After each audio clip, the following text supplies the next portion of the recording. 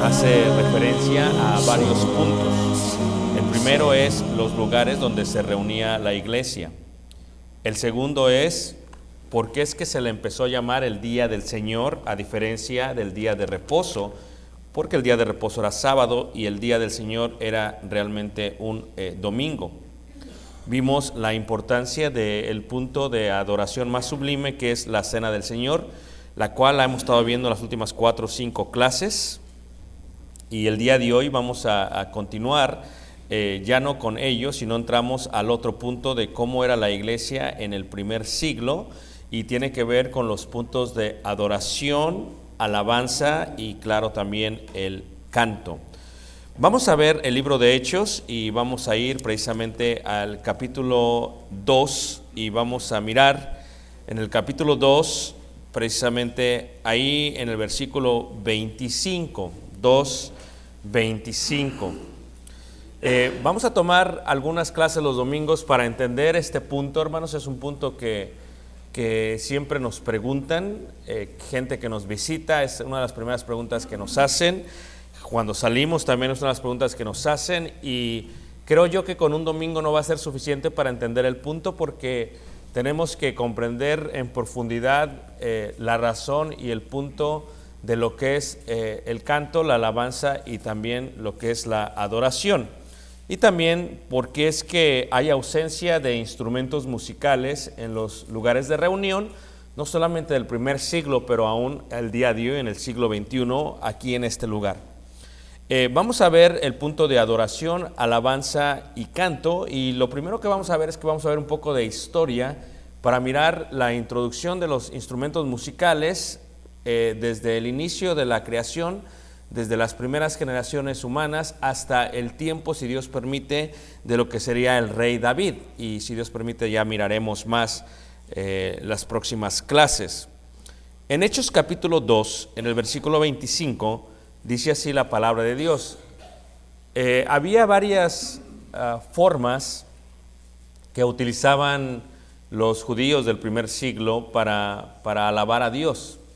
Y voy a mencionar de una vez que hay una gran diferencia en la palabra adoración y en la palabra alabanza. Son dos palabras totalmente distintas. Adorar tiene un origen que fluye desde el inicio de los patriarcas, aún en el tiempo de Caín y Abel, la idea de la palabra adorar. Y luego empezaremos a ver cómo empieza a fluir la otra idea de la palabra alabar, que son palabras distintas. Una cosa es adorar y otra cosa es alabar a través de todo el Antiguo Testamento. Por eso se utilizan dos palabras aún en español. Para el tiempo de la iglesia primitiva, cuando Pedro hace esta predicación en el día del Pentecostés, lo que Pedro decide hacer es que utiliza fragmentos de algunos cantos judíos para predicar el inicio de lo que sería la iglesia. Y si tú ves en tu Biblia, por ejemplo, vas a mirar en tu Biblia, cualquier Biblia que tengas, mirarás las letras, ¿verdad?, normales, y luego vas a ver las letras en fuente itálica. Y cuando son en fuente itálica y que aún los márgenes son como más en medio, eso indica una distinción y hace referencia a alguna profecía del Antiguo Testamento o también a un canto judío en el Antiguo Testamento.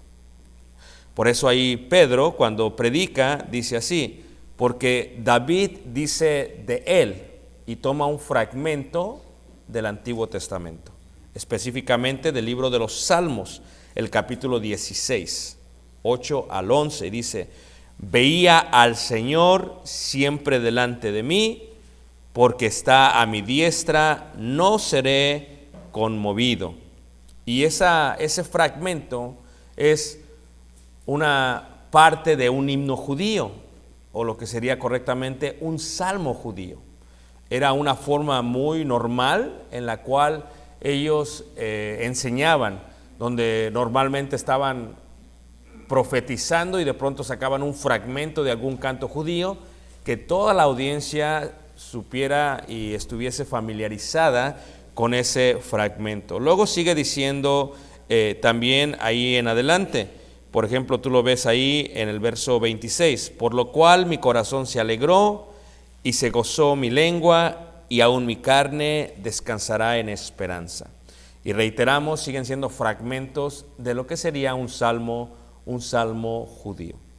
Primero, vamos a ver la referencia en cuanto a estas dos palabras, la palabra adoración y la palabra alabanza, son dos palabras distintas. La adoración está ligada al pensamiento de algo que sube hacia Dios. En este caso, si recuerdan los altares del Antiguo Testamento, cuando se ponía un altar y fluía lo que era olor fragante hacia Dios después de quemar un animal, eso era considerado una adoración, lo que en hebreo se le llama tamjim. Tamjim es aquello que se coloca sobre el altar y que sube y que desaparece de entre lo visible a lo invisible. Y lo que se utiliza para desaparecer ello es el fuego. El fuego quemaba el animal o ya sea el fruto de grano, y lo que hacía era que desaparecía de lo visible a lo invisible y subía como un olor fragante. Esa idea es la palabra adoración, aquello que sube de la tierra hacia el cielo donde se utiliza un altar. ¿Ok? Ahora, luego la palabra alabanza es una palabra que fluye precisamente, y lo vimos brevemente en la clase del miércoles, del libro de Génesis.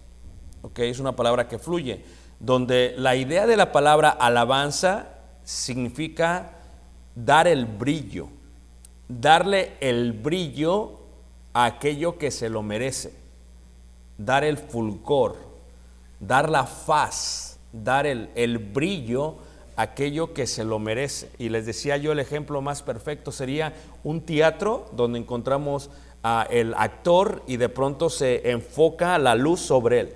Eso sería en la idea primitiva, darle el brillo a la persona correcta.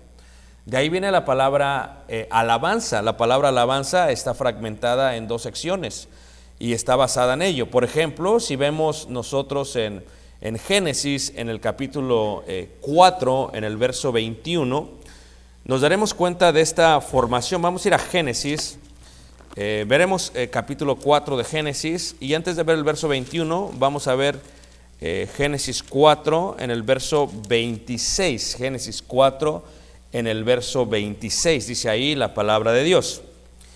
Y a Set también le nació un hijo y llamó su nombre Enos. Entonces los hombres comenzaron a invocar el nombre de Jehová. Y ahí encuentras por primera vez la palabra invocar. Invocar nace de la palabra hebrea likro o likro, que significa llamar, pedir auxilio, proclamar, leer. Y es posiblemente la primera referencia a la idea de la palabra alabanza, cuando los hombres decidieron invocar el nombre de Dios. Eso se ve ahí en 4, versículo 26. Es por eso que fuese muy normal que a uno de los descendientes se les llamare de esa manera, de Licró, de Lará, de Laal. Dice ahí, Génesis 5, en el versículo 15, dice así: vivió Maalaleel 75 años y engendró a Jared. Y aquí es donde encontramos esta palabra importante separada en dos, un nombre que significa Maalaleel, está separado en dos secciones, y la primera tiene que ver con una palabra que se utiliza muchísimo, la palabra Jalaal o Alal. Jalaal es una palabra que significa brillar, y los primitivos, especialmente los judíos, asociaban el brillo de la luz con Dios, por muchas razones, porque veían las tinieblas como la profundidad de la maldad, de lo malo, y la luz como el resplandor de Dios. Desde el momento que Dios dijo, sea la luz, hasta el momento en que Moisés bajó del monte Sinaí y su rostro estaba resplandeciendo y tuvo que ser cubierto y resplandecía de la luz, estar en presencia de Dios. Desde el momento que se entendía que había luz dentro del lugar santísimo, a la cual le llamaban Shekinah, desde ese momento empezaron a asociar la idea de la luz con Dios. La luz tiene que ver con la verdad, porque todo aparece, todo se muestra, todo está en evidencia hacia la luz, y de ahí sale la palabra Alaal, una palabra que se ha de utilizar desde Génesis capítulo 5 hasta el final del mundo. Esta palabra Alaal, que significa brillo, ¿ok? En un sentido podría ser de una flama o del fuego. Empezaron ellos a darse cuenta que lo que provocaba la luz era también el fuego, era una llama, y de alguna otra manera veían eso como la presencia de Dios. ¿Por qué? Porque se le apareció a Moisés en la zarza ardiente cuando le dijo: Moisés, Moisés, quita el calzado de tus pies porque el lugar donde estás santo es. Hasta el momento que los dirigió por el desierto, donde una columna de fuego los iba dirigiendo en la oscuridad. Y así sucesivamente en cuanto al fuego, aún en el mismo templo, cuando desciende fuego del cielo y consume el altar mientras estaba siendo inaugurado por Salomón, y así sucesivamente. El fuego ha sido un brillo, una luz. No que el fuego fuera Dios, pero de alguna otra manera veían que eso daba una referencia a quién era Dios, a quién era el Altísimo. De ahí viene la palabra o la idea principal de Jalaal, y de Jalaal fluye la palabra Yahelu. Yahelu, ¿verdad? Conformada de primero de Alaal, que significa brillo, o el que brilla, o el que da luz, o a quien se le debe de dar la luz. Yahelu, ¿verdad? De donde fluye la palabra aleluya. Ok, aleluya, después viene a darse, porque Yahelu es el brillo. Y si tú añades la última palabra ya, ¿verdad? En el contexto de la palabra que estamos viendo, aleluya, alelú sería el aspecto de la palabra darle el brillo. Démosle el brillo, démosle la luz. Y cuando dicen aleluya, ya cuando pronuncian ya, indica la palabra Dios, porque ya viene del concepto de las dos primeras letras en hebreo de la palabra Jehová o Yahvé o Yehuá, y las primeras dos letras, ¿verdad?, eran correctamente lo que significaba Ye, o en este concepto como lo pronunciamos nosotros, ya. ¿Ok? Entonces, al decir aleluya, estaba así diciendo: démosle el brillo a Dios, al Altísimo. Y ese fue el contexto de lo que sería la alabanza a Dios. La idea de alabanza era cuando se le da un brillo a Dios. ¿De qué manera? Si tú lo ves, si lo quieras ver en el día a Dios, te diría en un canto, por ejemplo, si estamos cantando, ¿verdad? En un canto estamos dándole la luz a Dios. El enfoque es Dios, ¿verdad? Todo el enfoque es Dios. O sea, aunque no lo vemos en forma literal, le estamos dando toda la gloria, toda la luz a Dios. Y es más, la misma palabra gloria fluye de la palabra resplandor, de luz. ¿Ok? Entonces ese sería el concepto de la palabra aleluya, Por eso, si viéramos, por ejemplo, el Salmo 117, miraríamos en el Salmo 117 esta idea de lo que sería la alabanza. Salmo 117, verso 1, dice así. Salmo 17, verso 1, dice así. Salmo 17, verso 1, ¿ok? Alabad, ¿sí ven ahí cuando dice, cómo dice ahí? Alabad, dice, a Jehová, naciones todas, pueblos todos, alabadle. El concepto de la palabra alabad es darle luz a Dios. Y de ahí fluye la palabra alabanza. Cuando decimos alabamos a Dios, le estamos dando el reflector, el enfoque, la luz a Dios. Por eso cuando cantamos aleluya, estamos cantándole, démosle el brillo, la luz, la gloria a Jehová o a Dios. En la ignorancia, cuando yo empecé el Evangelio, hubo un tal que dijo, eso significa 7 veces amén, lo cual es totalmente ignorancia total en el contexto de la propia palabra y del significado. Realmente aleluya significa darle la luz, darle la gloria, darle el brillo a Jehová relacionado con Dios. Y de ahí sale la idea de la palabra alabanza, que se utiliza a través de todo el Antiguo Testamento, como en el caso del Salmo 117, donde dice alabad a Jehová. Correctamente sería y aleluya, es lo que sería 117.1 si lo estuviéramos viendo en un concepto hebreo. Levante la mano que me está siguiendo, hermanos. Okay. Estamos viendo 2 puntos importantes, el punto importante de lo que es la alabanza y el punto importante de lo que es la adoración. Los dos tienen una misma idea, esto es darle algo a Dios, pero tienen un contexto distinto. Uno tiene que ver con darle brillo, otro tiene que ver con darle un sacrificio, holocausto, ofrenda a través de un altar. Ahora ya no utilizaríamos un altar, en la alabanza no se utiliza un altar, en la alabanza se utiliza el cuerpo humano por la invocación a Dios. Y esa es la diferencia entre lo que es la adoración y la alabanza. Levanten la mano, ¿quién me está siguiendo, hermanos? ¿Estamos todos aquí? Muy bien, gracias por tomar café. No voy a decir quién, pero gracias. Ahora, necesitamos entrar al punto de la historia para comprender cómo es que esto va fluyendo, hermanos, a través de toda la historia y entender por qué nosotros no utilizamos instrumentos musicales.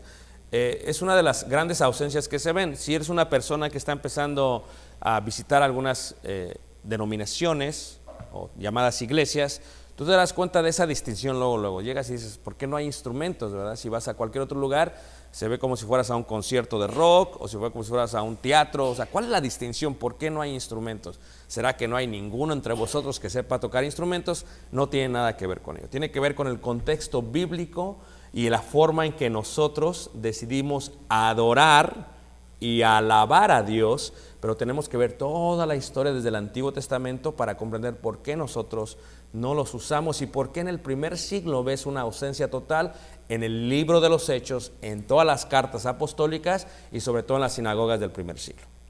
¿Ok? Miren, veamos, vamos a ir así a Éxodo, en el capítulo Éxodo. Bueno, vamos a Génesis primero, Génesis capítulo 4, verso 21. ¿Ok?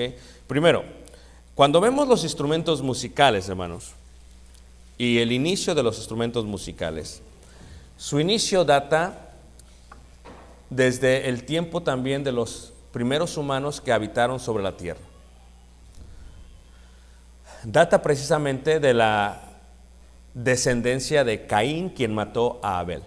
Dice ahí en Génesis 4, en el verso 16, ya hemos visto la historia, Caín mató a Abel, Caín recibió un castillo, fue desterrado y parte de su destierro fue habitar en otras tierras y tener una señal por parte de Dios y empieza a tener hijos.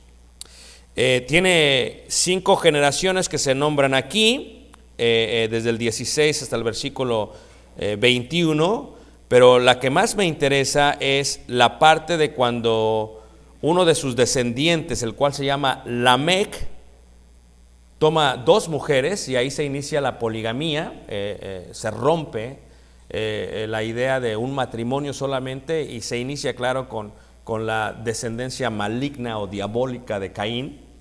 La poligamía fluye de alguien diabólico, como lo es Caín y su descendencia.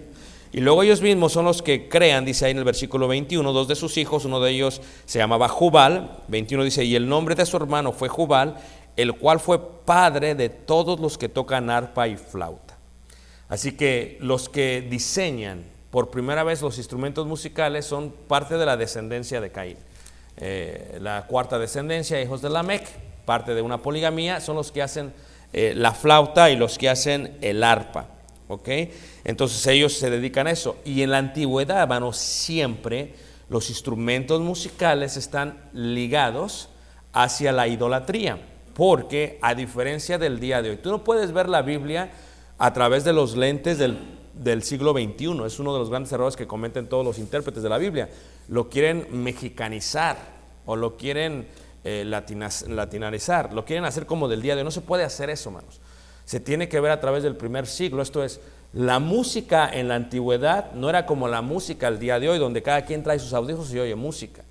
La música en aquellos tiempos primitivos siempre era sagrada, nunca fue la música para que el ser humano la escuchara. Fue después que se desarrolló en que la música fuera para agrado humano, pero al inicio la música estaba relacionada a lo sagrado, a los dioses y a la idolatría. ¿Okay? Y eso lo podemos ver en el contexto de la generación de Caín, donde después de la poligamia se hacen los instrumentos musicales y después se hace la parte de lo que sería el artífice. Dice ahí, versículo 22, y Sila también dio a luz a Tubal Caín, artífice de toda obra de bronce y de hierro. Y esa idea tiene que ver con la formación de lo que sería la idolatría, los ídolos, relacionados una vez más con lo que tenía que ver con la música instrumental. Aproximadamente estamos en el año 5600 más o menos, y nos vamos a tener que adelantar 4000 años aún después del diluvio. ¿Okay? Tenemos que hacer eso por parte del tiempo. ¿Okay? Miremos por ejemplo en Éxodo, en el capítulo, dice ahí en Éxodo, en el capítulo 3, dice así, Éxodo capítulo 3, versículo 7. Ahora, la música se muestra especialmente en civilizaciones antiguas, pero de la cual me quiero enfocar, porque tiene que ver con la Iglesia de Cristo, tiene que ver con la civilización que impactó de una manera más trascendental a lo que sería la cultura hebrea e israelita. Esto es, por ejemplo, nosotros que vivimos en esta parte del mundo, de Estados Unidos, nuestra cultura, nuestros hijos tienen una gran influencia en este país, iniciando por el idioma, continuando con el pensamiento y siguiendo con las expectativas. Por eso, muy triste cuando un niño crece en este país y nunca ha viajado a otro país, ¿verdad? Está todo traumado, porque él piensa que todos los países son como este país. Piensa que todos los países tienen que tener las comodidades de este país. ¿Ok? Muy triste porque tal vez sea lo más triste de nuestras generaciones y si me permiten, sin ofenderle a nadie, es una de las cosas que más vemos en nuestra sociedad y son tristes porque los padres que vivimos en este país estamos empobreciendo el aspecto mental y espiritual de nuestros pequeños. Cuando ves niños que no hablan español en este país, es lo más triste que puedes ver, porque no se dan cuenta los padres que están empobreciendo su vida de una manera fatal al no tomarse el tiempo de invertir en ese niño para que hable más de un idioma, sabiendo que esto ayuda aún al aspecto de la formación mental. Una persona viene a ser mucho más inteligente cuando se forma en más de un idioma y puede ver conceptos e entender ideas de otras cosas que normalmente una persona que solamente habla un idioma no lo es. Por eso cuando viajamos siempre hacemos burla, decimos, ¿cómo se le llama a una persona que habla 3 idiomas? No, pues trilingüe. Y a una que se llama 2 idiomas, bilingüe.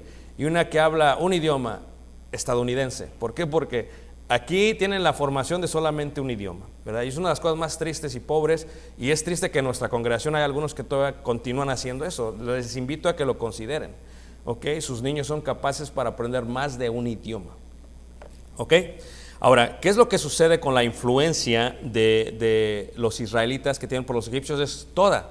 Cuando Egipto está y vienen los israelitas, los hebreos, y se instalan ahí, se instalan 430 años.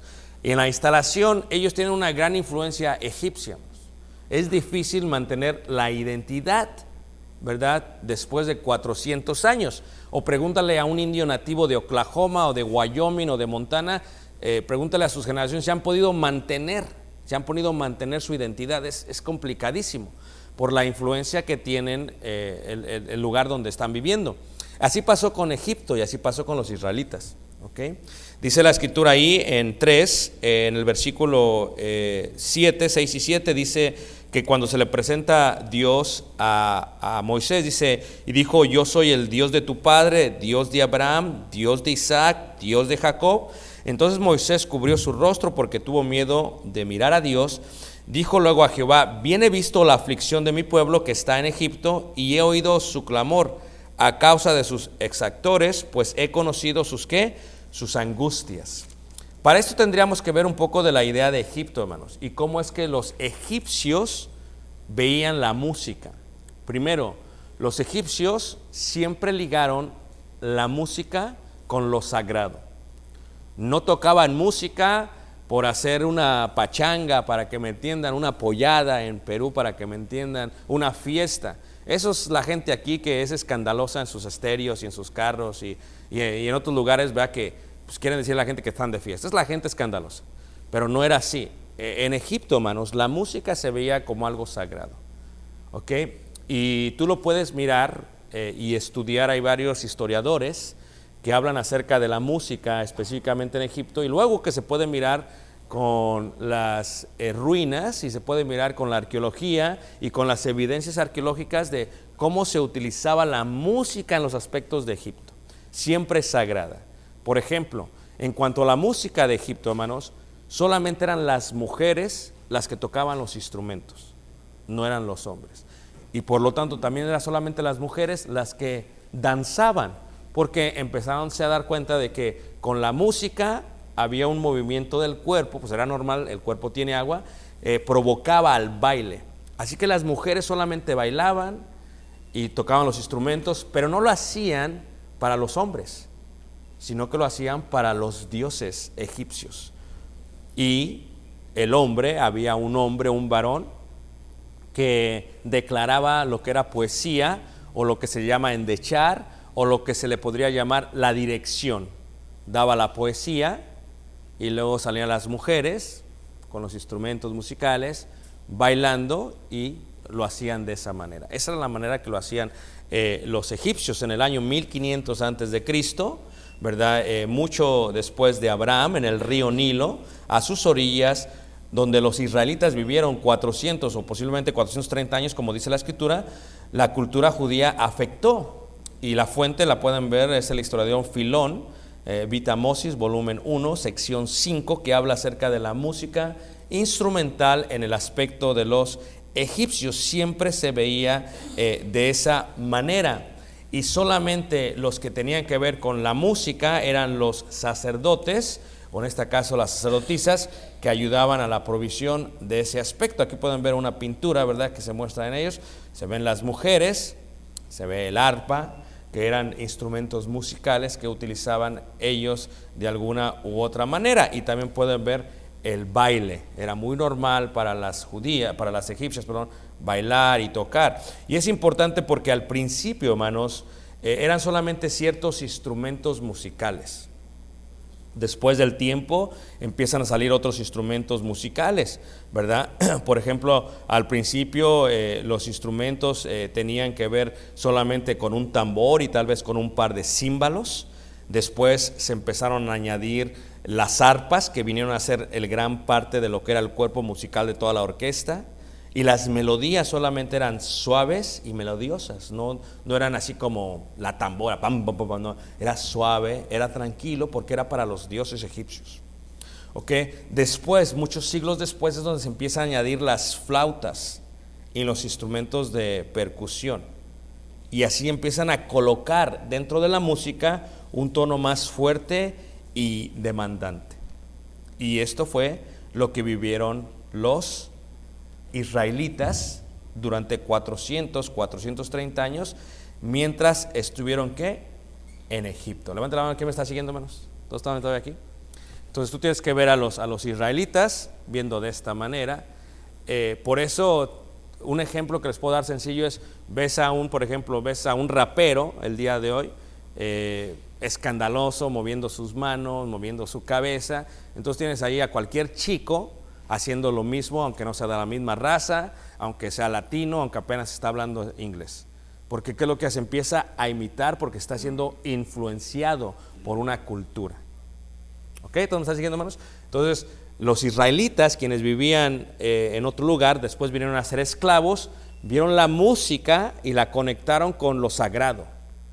Las mujeres israelitas vieron a las cantoras y vieron a las que tocaban y dijeron vemos que el sacerdote hace la endecha egipcio, y luego vemos que las mujeres egipcias continúan y hacen esto. Entonces esa fue su influencia, eso fue lo que ellos vieron. Se dieron cuenta que era lo que podían hacer para tocar a los dioses, y esa fue la influencia que tuvieron ellos. Por eso, hermanos, se puede entender que en Éxodo capítulo 15, si tú ves Éxodo capítulo 15, en el versículo 1 al 20, donde podríamos mirar, hermanos, uno de los primeros, le vamos a llamar cantos, uno de los primeros cantos del pueblo de Israel. Recuerden que Israel en Egipto no tiene identidad. Es más, para que Moisés reciba una manifestación de Dios y que le diga a Moisés, yo soy el Dios de Abraham, pues oye Moisés, pues ¿qué pasó? ¿Se te olvidó quién es tu Dios? Totalmente. Sin hacer sentir mal a nadie, es como aquella persona, ¿verdad?, que se ve totalmente latino. En México le dicen, tiene el nopal en la cara y dice, I don't speak Spanish, por favor, hazme el favor. Pero esa es la realidad en la que estamos viviendo, hermanos, en este país. ¿Por qué? Porque sus papás vieron, ¿verdad?, el español como algo mínimo. Dijeron, es que aquí van a vivir. Pues sí, es que aunque aquí vivan, o sea, ¿cómo es posible que los europeos hablan 3, 4 idiomas, hermanos, aunque vivan en Francia o en España o en Italia, y aquí solamente queramos hablar un idioma, y luego nosotros que venimos, digamos, puro inglés? Pues no, tenemos que también entender la importancia del idioma y cómo ayuda a un hijo al desarrollo del mismo. Los israelitas, formando su identidad, cuando salen, ¿quién los saca de Egipto, hermanos?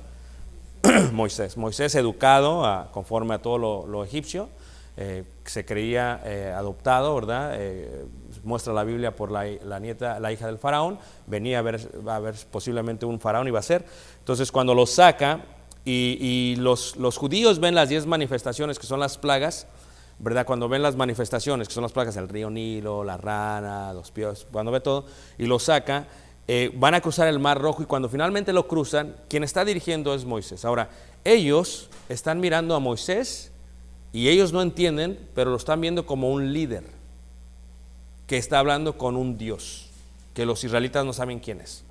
Entonces, cuando finalmente pasan, se hace un canto, lo que se le llama el cántico de Moisés, lo que se puede mirar, hermanos, como la primera alabanza hebrea, hebrea en toda la historia de la identidad de los judíos. Y dice así, Éxodo 15, entonces cantó Moisés y los hijos de Israel este cántico a Jehová. Ya se lo saben todos, ¿verdad? Cantaré yo a Jehová porque se ha magnificado grandemente, grandemente. Ha echado en el mar al caballo y al jinete,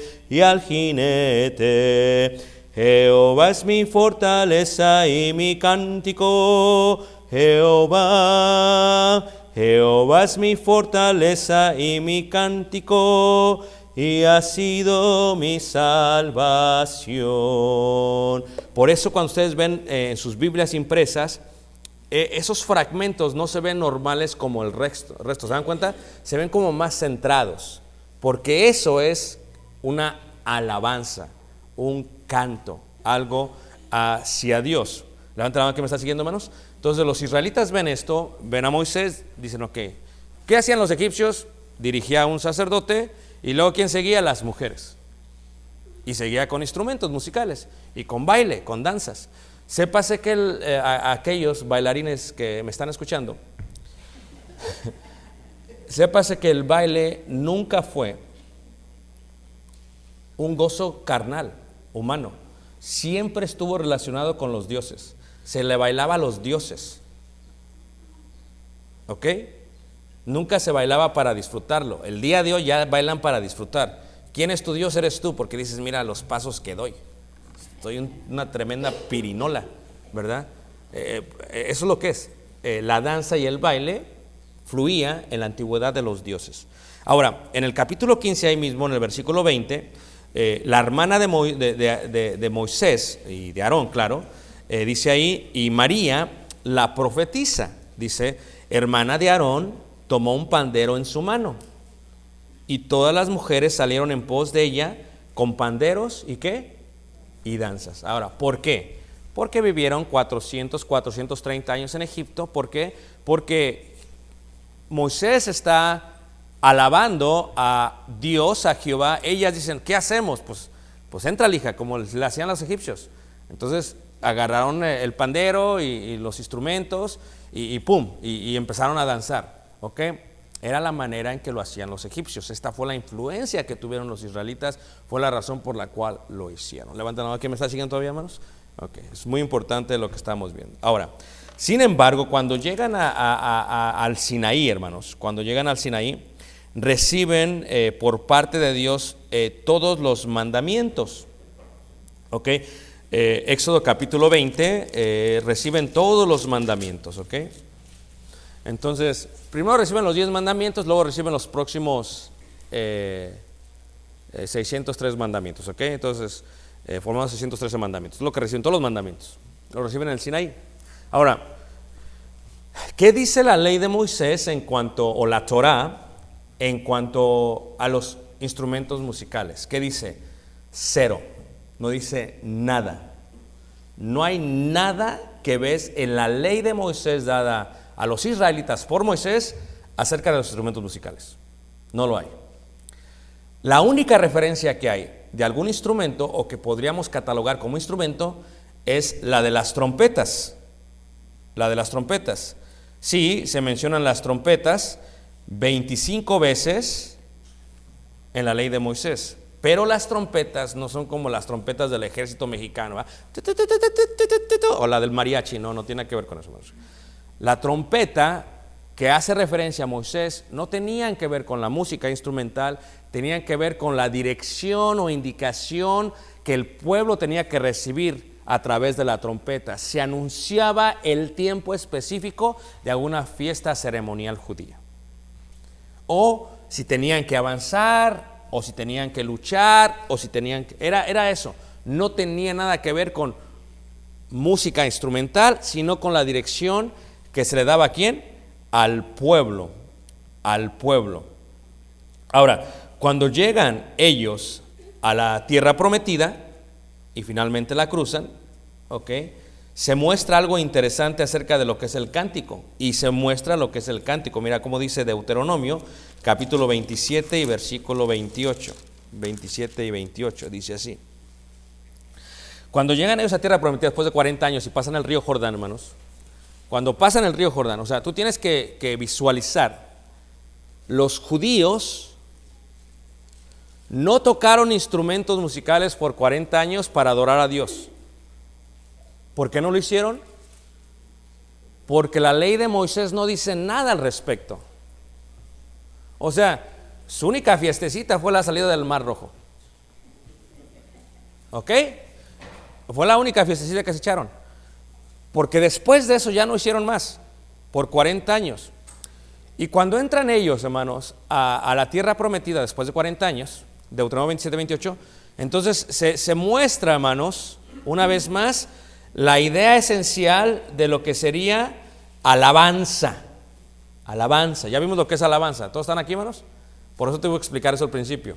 Y por eso esta clase van a ser varias clases, porque pues no puede ser una clase solamente. ¿Ok? Entonces la alabanza, dice ahí, Deuteronomio 27, ¿verdad? Antes de entrar, hay dos montes, el monte Gerizim y el monte Ebal. Levanta la mano, ¿quién no sabe de qué estoy hablando, hermanos? Levanta la mano, ¿quién no sabe qué es Ebal y Gerizim? Porque esto lo expliqué hace como 3 años. Ok, muy bien, lo voy a explicar. Okay. Va a entrar a tierra prometida. Entonces uno es el monte de las bendiciones, otro es el monte de las maldiciones. Antes de que el pueblo entre, el pueblo tiene que aceptar el trato de Dios. Y entonces se ponen 6 tribus acá, 6 tribus acá. Este monte está seco, está rocoso, no está verde. Y este está verde, está fluyendo, está con flores, hay huertos, está hermoso. Y se ponen y dicen, todo el pueblo va a repetir. Ok, en cuanto a la maldición y en cuanto a la bendición. 27, versículo 14. Y hablarán los levitas y dirán a todo varón de Israel en alta voz: maldito el hombre que hiciere escultura o imagen de fundación, abominación a Jehová, obra de mano de artífice, y la pusieren en oculto, Y todo el pueblo responderá y dirá ¿qué? Amén. Maldito el hombre que deshonrare a su padre o a su madre, y dirá todo el pueblo ¿qué? Amén. Y por primera vez, hermanos, empieza a crear la idea general de lo que sería la formación de la alabanza. Una persona dice, otro repite. Alguien dice, otro repite. Entonces, los de la maldición en el monte Ebal y los de la bendición en el monte Gerizim. Y fluye esta idea de lo que vendría a ser la formación de la alabanza pública. ¿Ok? No había eso. Porque durante los 40 años lo único que suscitaba, hermanos, era la adoración a Dios. ¿Cómo? A través de los holocaustos, de los sacrificios, de las ofrendas, del sacrificio de expiación y del sacrificio del pecado. Era tamhim hacia Dios. Era solamente loor grato a Dios. Nada de que sácate la pandero y sácate la guitarra. Eso no existía, hermanos. No lo ves. Está ausente total. Léele toda la Biblia, no lo vas a ver. Ok, ahora, pasan 40 años. Y al pasar 40 años se ve esta idea de la invocación pública, de lo que sería la alabanza pública. Y se ve en los montes, en Gerizim y Ebal. Los levitas decían algo y todos los demás repetían y amén, no lo vamos a hacer. Si alguien hace y amén, y empezaron a verse y se empezaron a dar cuenta de esta idea general. Luego viene la parte en Deuteronomio capítulo 3, 19, donde miramos, hermanos, 3:19. Y Deuteronomio es la repetición de la ley, Deuteronomio 3, verso 19, porque, a ver, 3:19, porque tenemos, hermanos, los primeros 5 libros de la Biblia, que son, ¿qué, hermanos? Génesis, ¿y qué? Muy bien, entonces son los primeros 5 libros, ¿verdad? Y las primeras 10 generaciones, no, ahí estaba, Adad, Sed, Enos, Cainán, Mahalaleel, Jared, Enoc. Síganle, hermanos. Se las tienen que aprender de memoria. En eso quedamos. Está la hermana. Y ya digo yo y la dice, no, así no se vale. Dígala cuando en el mismo momento que yo. Entonces, en Deuteronomio 3, en el verso 19, hermanos, se empieza a formar por primera vez esta idea general, ¿verdad? Vemos ahí Génesis, 32, 19, donde se mira, hermanos, el primer canto después del otro canto. Hay cantos importantes. El primer canto es el de Mar Rojo. Primer canto, ¿todos listos? El segundo canto es en el monte Nebo, cuando van a entrar a tierra prometida. Y luego ya viene el público, que es el del Gerizim y el de Ebal. ¿Todos me están siguiendo? Dice uno, no sé ni de qué está hablando el hermano, pero está ahí con él más o menos. Okay. En Deuteronomio 32, hermanos, se muestra otro canto como mandamiento de parte de Dios. Dice ahí, 32:1, leeremos desde el 31:30, dice, entonces habló Moisés a oídos de toda la congregación de Israel las palabras de este cántico hasta acabarlo. Y entonces el sermón de Moisés no es un sermón, es un canto, es un cántico. Y dice, escuchad cielos y hablaré. Y vean ustedes una vez más, en la impresión de sus Biblias también no está eso ya, está como céntrico. ¿Por qué? Porque es un canto, es un cántico. Y entonces empezaron a darse cuenta en la relación de que el cántico también ya estaba estableciendo mandamientos. Esto es, que darle luz a Dios, la alabanza, aleluya, Halaal, la alabanza tiene que ver no solamente con darle luz a Dios a través de hablar de su grandeza, como cantaré yo a Jehová porque se ha magnificado grandemente. Es la idea de darle luz, pero también se le da luz a Dios al enseñar a través de la alabanza los mandamientos que Dios quiere para el pueblo. Por eso cuando uno obedece a Dios, también le está dando alabanza a Dios, también le está dando luz a Dios, lo que se llama en términos del Nuevo Testamento glorificando a Dios, porque gloria, doxo, es brillo. Ok, también le está dando luz a Dios al obedecer. Dice ahí, escuchad cielos y hablaré, y oiga la tierra los dichos de mi boca. Goteará como la lluvia mi enseñanza, destilará como el rocío mi razonamiento, como la llovizna sobre la grama y como las gotas sobre la hierba. Porque el nombre de Jehová, ¿qué? Proclamaré, likra, que quiere decir invocaré. Y dice, engrandeced a nuestro Dios, Él es la roca cuya obra, ¿qué? Es perfecta. Aquí se está mirando cómo se le está alabando a Dios, cómo se le está dando honra y gloria a Dios. Pero en el versículo 16 miramos un ejemplo acerca de darle gloria a Dios a través de enseñar sus mandamientos en la alabanza. Y dice, le despertaron a celos con los dioses ajenos, lo provocaron a ira con abominaciones, sacrificaron a los demonios y no a Dios, a dioses que no habían conocido, a nuevos dioses venidos de cerca, que no habían temido vuestros padres. ¿Qué es lo que está haciendo Moisés? Está enseñando a través del canto algo que hicieron los antiguos que está mal, y está enseñando el mandamiento, que no deben adorar a dioses, ¿qué? Ajenos. Es lo que se hace a través de y al enseñar los mandamientos también se le está dando luz a Dios. Por eso dice el salmista correctamente que tu ley es una lámpara a mis ¿qué? Porque la palabra es luz y la palabra glorifica, da luz, aleluya a Dios. ¿Ok? Pero si la obedecemos. Y de ahí empieza la idea de que tenemos que cantar con el Espíritu, pero ¿con qué también? Entendimiento. Porque dice aquel, ¿verdad? Dice aquel que quiere ser sacrificio quiero ser, y luego se va al fin de semana y se pone a bailar el tocar de los ángeles y los azules, no los ¿cómo está eso? O sea, no, entendimiento es, ¿verdad? Que mi vida entera esté consagrada a tu loor. Si va a ser así, pues no vas a salir de aquí, te vas a pelear con el hermano allá afuera. Pues, ¿qué tipo de...? No estás cantando con entendimiento. Se empieza a relacionar el canto con la luz y con la enseñanza. Levanten la mano, ¿quién me está siguiendo, hermanos? Okay, lo estoy llevando ya en 4,000 años, en media hora. Luego, hermanos, empezamos a mirar los cantos famosos de los antiguos.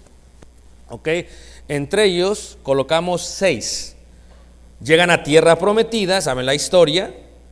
Después de llegar a tierra prometida, hermanos, entran y antes de los reyes hay jueces. Y miramos los cánticos. Mira, el canto de Moisés lo vimos, 15:1. El canto de Miriam siguiendo a Moisés lo vimos, entendimos por qué. El canto de Israel, eso no lo vimos, pero lo pueden ver, no hay problema. El canto de Débora, ¿qué pasa? En el tiempo de los jueces, ¿se acuerdan ustedes de aquel juez y Débora? Aquel general, tiene que ir a la guerra y tiene miedo, ¿verdad? En Juez capítulo 5. Entonces, ¿qué le dice Débora? No, tranquilo. Y Débora empieza a cantar. Y a través del cántico indica y profetiza la victoria que tiene el pueblo de Israel. Una mujer canta, una mujer profetiza a través del cántico. Se empieza a unir la idea de luz, profecía, cántico, alabanza a Dios. Eso pasa también con las hijas de Jefté en Jueces 11:34. O sea, hay una victoria y las hijas, ¿qué hacen? Pues se ponen a bailar, se ponen a cantar. ¿Por qué? Porque era tanta la influencia que tenían de los egipcios, hermanos, que ellos pensaban y veían, cuando hay una victoria, tenemos que bailar, tenemos que hacer, ¿verdad? Tenemos que hacer eso. ¿Por qué? Porque es una victoria. Y lo ves también en las hijas de Jefté. Lo ves también en las hijas de Judá. ¿Se acuerdan ustedes cuando Saúl mata a 1,000 en su canto? Y luego viene David y mata a 10,000 y pobres hacen una endecha. Les digo yo, son los corridos antiguos. ¿Eh? Hacen una endecha y dicen, no, pues Saúl mató a 1,000, pero David mató a 10,000 y pues están bien contentas. Entonces, el cántico se empieza a relacionar con la victoria. Porque creían que la victoria se la estaba dando, ¿quién, hermanos? Dios. Canto, victoria. Victoria produce alegría. La alegría produce el canto. ¿Está alguno alegre? Cante alabanza a Dios que dio la victoria. ¿Qué me está siguiendo, hermanos? Ok. Muy bien, entonces luego viene la parte de primer libro de Samuel, capítulo 10, versículo 5. Ya llevamos, hermanos, vamos ahí como unos 4,500 años, ¿ok? So, vamos muy bien. Y lo estamos viendo para entender el principio. Voy a dejar aquí un tiempo para preguntas, hermanos, antes de dar esta parte que es tal vez la más interesante y controversial. Primera de Samuel, capítulo 10, versículo 5. Levante la mano. ¿Quién nunca había escuchado este recorrido de la música en el Antiguo Testamento? Levante la mano. Pues es que no han ido a los seminarios que doy en otros lugares, hermano. Es lo que siempre doy. Pero ya les tocó, hermano, ya les tocó. Amén. Ya tenía que venir, no es posible. Ok, primer libro de Samuel, capítulo 10, ok, versículo 5. Preguntas, hermanos, antes de seguir, preguntas. ¿Sí?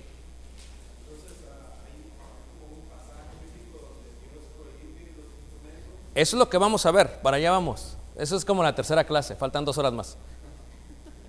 Es que es importante que entendamos este fundamento, hermanos, porque lo primero que tienen que entender es, ¿acaso la ley de Moisés mandó que se adorara a Dios con instrumentos? Les pregunto. No hay Biblia para eso. Y luego empezamos a arreglar la voz y las palabras. Una cosa es adorar, otra cosa es alabar. Entonces, por eso estoy enseñando como principio estas dos cosas.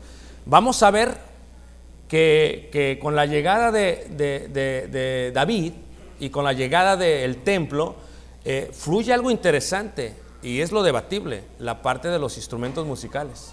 Y vamos a ver un versículo que hace mención de eso. Pero todavía no. Quiero ver. Preguntas, hermanos.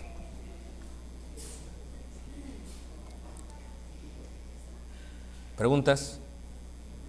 Por eso aquí no nos ponemos a bailar, hermanos. Primero, porque no somos israelitas que salieron de Egipto. Vamos a empezar por esa parte. Y segundo, porque el baile, hermanos, siempre estaba relacionado con Dios y Dios nunca mandó que hicieras. Es más, está prohibido por los propios apóstoles bailar. El apóstol dice que la lascivia, que es una expresión de baile, hermanos, está prohibidísima. Pero a mí me encantaba bailar antes de venir a Cristo, hermanos.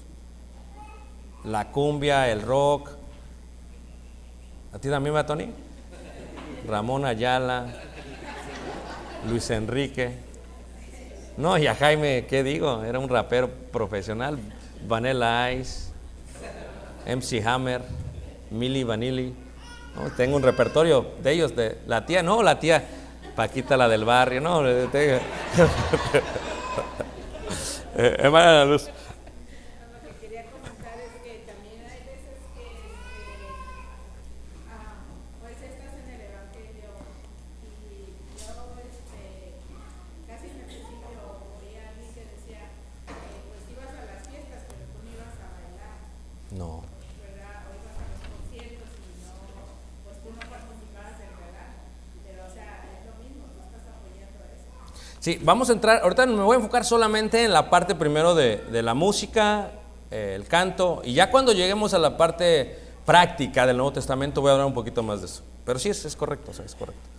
Hermano Jaime. Como lo que estás enseñando, es muy importante saber la historia porque nomás podemos ver el versículo y ya podemos aplicarlo a nuestra idea o aplicar a nuestra cultura, pero en realidad hay más allá. Y cuando vas viendo la historia y el proceso, es cuando más te cae el 20. Totalmente, porque a veces yo hablo y digo, no, pero fíjate, la hermana de Moisés está danzando. Yo quiero danzar como la hermana de Moisés. ¿Sí? Pero por eso tenemos que entender el contexto, para poderlo ver. Pues digo, no hay que verlo con estos ojos, sino con estos ojos. Si no, imagínate, ¿por qué no bailaron los judíos cuando fue el día del Pentecostés? ¿Y por qué no se ve ningún registro de la iglesia bailando? No se ve, porque no era algo ya que se hacía. Muy bien, ahí lo voy a dejar, hermanos, ahí va a quedar. Tengo mucho que decir, poco que explicar, pero nos quedamos en esa parte. ¿Ok? ¿Alguna pregunta más? Los cielos, el firmamento y las estrellas.